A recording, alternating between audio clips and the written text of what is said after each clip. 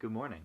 My name is Bryn, and I'm the owner of Kindred Spirits steel drums and ripple sound sculptures. Sitting here on the beautiful west coast of British Columbia on what is known as the Sunshine Coast on unceded Coast Salish territory. It's a little bit chilly today. It's about -5 degrees Celsius, and we don't usually go below freezing here, so it's feeling a little bit chilly, but sitting here in the cozy showroom, it's not so bad. So we're here today to do the introductory video for the Helios 2.0 tonguepan. And for those of you who've been following my instruments over the past few years will remember that I released a Helios 1.0 last year. So it's almost been a year to the day that that instrument was released, and this new instrument has gone through a year of R&D to improve upon that model. Now, the Helios 1.0 was a nice instrument. It was quite large. It was 22.5 inches in diameter. This one happens to be 17 inches. And the Helios 1.0 was made of stainless, 304 to start, which had some really good tonality, but 304 stainless has a really high nickel content, so it's very challenging to work with. It was not an easy instrument to form. Each one of the notes on the Helios models, not only are they hand cut, but they're also hand hammered. So when you're trying to hand hammer and cut these instruments, and there's a lot of work that goes into processing nickel alloys. And yeah, again, that instrument was nice. It was big, it was deep, but it was also challenging to play across to get at the high notes just because of how large it was. And for some people who might not have the most dexterity or not arms as long as mine, like even me, I was struggling to get across it, and I'm average size. So yeah, I had to go through some revisions. So this one is much easier to play. It's smaller, it's lighter, it's got a really nice sound as well. The Helios 2.0 comes in either a special high carbon steel alloy that I've sourced or stainless steel. This one happens to be a high carbon steel. There's different tonalities. High carbon steel tends to be a bit poppier, where stainless has a little bit more sustain. So there will be both options you can choose from when you order this instrument, and I will have videos of the stainless one coming soon. So if we look at the instrument, general form, it's sort of more towards what's known as a UFO in shape, versus my tongue drums or other tongue drum makers, which are sort of the rounded top and flat flanged edges. The Helios 2.0, like the Helios 1.0, is made from spun shells, so they're put onto a lathe and spun to a particular depth and size, and then they're glued together. So under this nice rubber rim, they're glued with a special formulated glue that gets quite hard. Now, if you tried to put instruments like this together with glue that does not get super hard, they won't form a complete resonating structure, and because of that, they won't sound as good. These instruments really come alive when they're able to transfer the sound back and forth cleanly and smoothly, which is another reason we've got our sound hole plug in here, which is in there quite tight, and that allows the resonation to transfer around and move back through the metal to create additional harmonic overtones. Now, looking at the front, you can see we've got 10 notes with tuned overtones, so there's a harmonic slice in each tongue, and that's an octave. There are some tongue pans out there, like the Rav Vast or the Pulsar, that have more harmonic series tuned into the notes. And for where the Helios 2.0 is right now, I think for the work involved and the sound quality that you get, just having the single harmonic slice works really well, trying to keep the price point of these instruments a little bit lower. There will be additional instruments in the future that will have more advanced harmonic series tuned into them, but right now the Helios 2.0 just has the single octave slice, and they sound quite good with that. So we've got the 10 notes, we've got our wooden medallion on the front here. We put that on all of our instruments just as a branding. It's really nice. We get these laser cut down in Gibson's, which is a city close to us. Underneath here, inside, is a pickup system. So you'll be able to plug these in, amplify them, plug them into your computer. They're quite, what's the word I'm looking for here? Quite modular. You can do a lot with them. And they're special in that way. Pickup systems come standard, so when you order your instrument, it comes with them already installed. We have a beautiful etching here. So this is a vinyl cut etching we put on, and then we chemically cut into the metal. And then we do a clear coat, which is either clear with just pure clear coat or clear with sparkles. This one happens to have sparkles on it. You can't really see in this light, maybe a little glimmer there, but the depth in the metal and the sparkles makes them look like ancient artifacts or alien technology. They're quite exquisite to hold. Very beautiful things. Now if we flip it over, look at the back side here. So we've got our sound hole plug, as I was mentioning, in there nice and tight to allow the resonations to transfer freely. 3 rubber feet, which come standard. I know that some tongue drum makers and such don't put feet onto their instruments, and they send like a pillow or a rubber ring or some other sort of accessory with their instruments. I don't particularly like that. I like just to have everything together with the instrument. You grab it, you go, it can sit on anything, it's ready at any time. That's just the way I like to do things. Other people are different. You can see here, this is the input jack, so you can plug in your amplifier and then do all the fun stuff that amplifiers can do. So they're good for busking, they're good for mixing, and they're good for playing with other instruments. Now moving on to the sound of the Helios 2.0. So this scale is a C Anolio, which is kind of like a Hijaz scale or a harmonic minor. It sounds Middle Eastern, a little bit magical. It resolves a little bit warmer than a Hijaz or a harmonic minor. There's not as many tension creating intervals. And this particular scale, so the C Anolio, it goes C, F, A flat, or C, F, G, A flat, C, E, F, A flat, or G, A flat, C. So I'll play through it first just with my hands and mallets. You'll get a sort of sound for that, and then I'll plug it in and amplify it.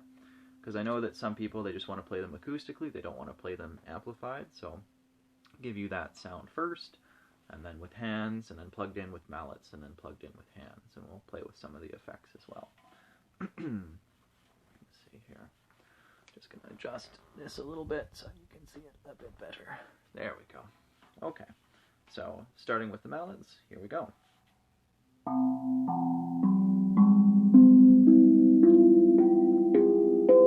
So nice and clear.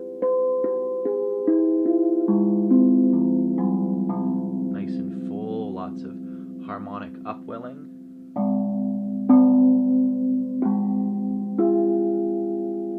Lots of sustain, it's still going on. The harmonics are nice and clear.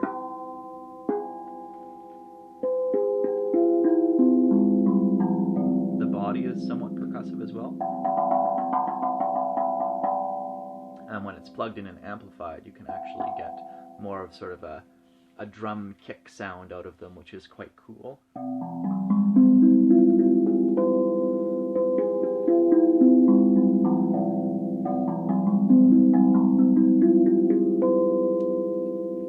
And now I'm going to do it with just hands. So hands are a little bit more forgiving, mallets are a little bit harder, so...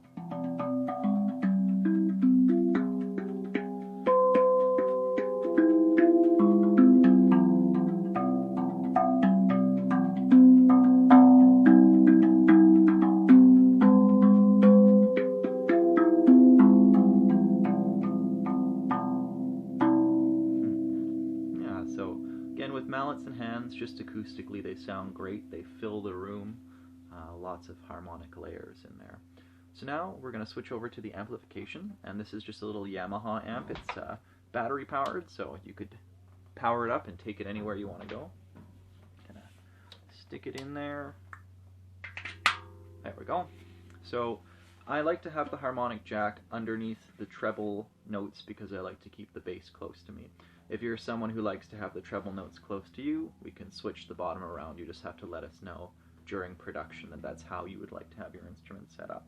I find this works the best for me. It might be different for you. Totally happy to work with that. Alright, so now that we are plugged in, we're going to adjust our settings here. So the master switch, master volume is about halfway. I've got the gain about halfway. The bass setting is at 3/4, the mid section is at 3/4, and the treble is at 1/4.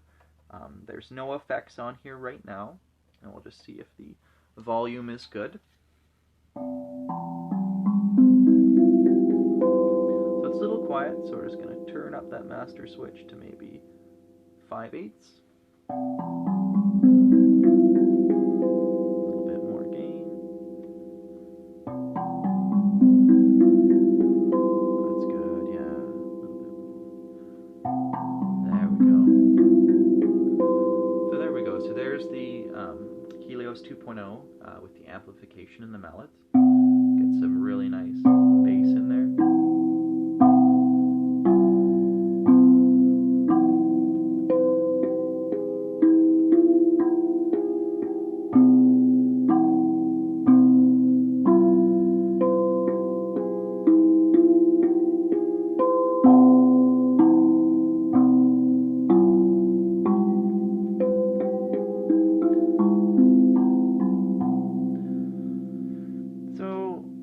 Throw in just a little bit of effect there so you can hear what it sounds like with the mallets and with some effect. So here's some chorus and delay.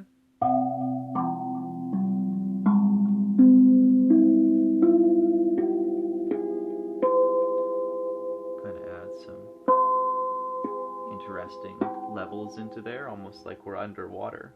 Put a little bit of flanger on that with the delay. I think that'll sound a little bit more interesting than the chorus. There we go.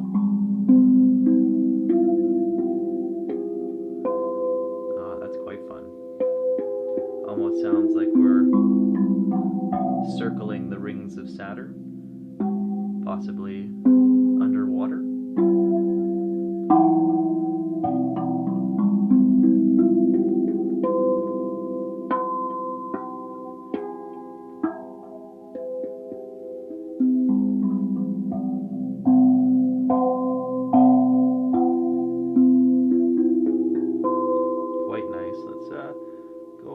Put it on the delay reverb with a bit of phaser and see where we get.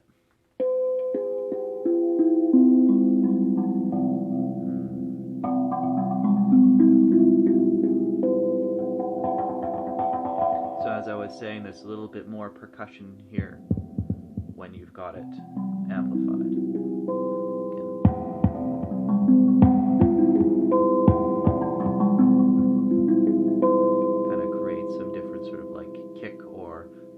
Drum sounds there, which is really interesting. I'm going to switch over to some spring and tremolo.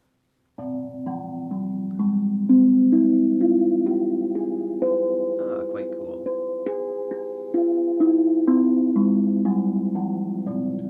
That sounds great. Okay, now we're going to drop off those effects and we're going to switch over to playing with our hands. Now these instruments are quite tactile. So some people prefer playing with mallets. I prefer playing with my hands in certain situations just because I like the movements that I get. So here we go, Helios 2.0 with just hands amplified.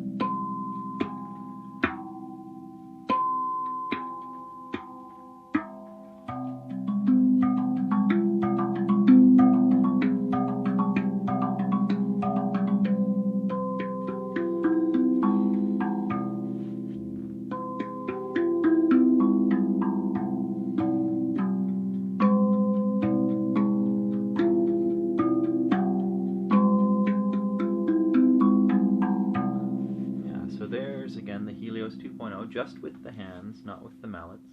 Throw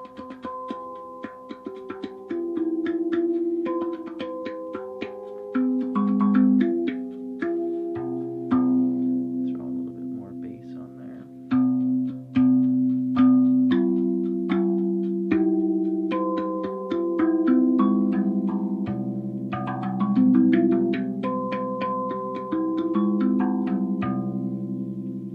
This instrument is a C anole Spirits. I'm going to be playing this at a Solstice Sound Journey on December 21st at Yoga by the Sea here on the Sunshine Coast. Should be pretty nice. And the amplification will allow me to play alongside my friend who makes these really amazing wooden didges. And in the past, with other instruments that haven't been amplified, you lose a lot of the bass as soon as you start playing against instruments like that. The highs can soar and sort of permeate that deep bass layer, but instruments that are producing a lot of bass frequencies, like a didgeridoo, bass guitar, other things, will generally drown out tongue drums that don't have amplification. You can mic these instruments, you can mic regular tongue drums, but I find that when you're miking, you're always trying to get the notes you're playing closest to the microphone, so you've got like a little bit of dexterity when you're playing. It looks like you're riding down the mountain somewhere, which is kind of cool, but for myself personally, having the amplification system just makes a whole world of difference. And I'm quite excited to continue progressing these instruments and seeing where they end up. And yeah, thank you all for tuning in to see this video on the Helios 2.0. If you have any questions, you can email me at kindredspiritdrums@gmail.com. Connect with me on social media, Kindred Spirits Steel Drums Facebook, Instagram, anything like that. Always happy to talk about singing steel. It's a passion of mine, as I'm sure you all know. And these can be ordered off of our website, kindredspiritdrums.com. And if you have any more questions, please don't hesitate to reach out. Thanks a lot for watching. My name is Bryn, and this is the Helios 2.0. Thank you.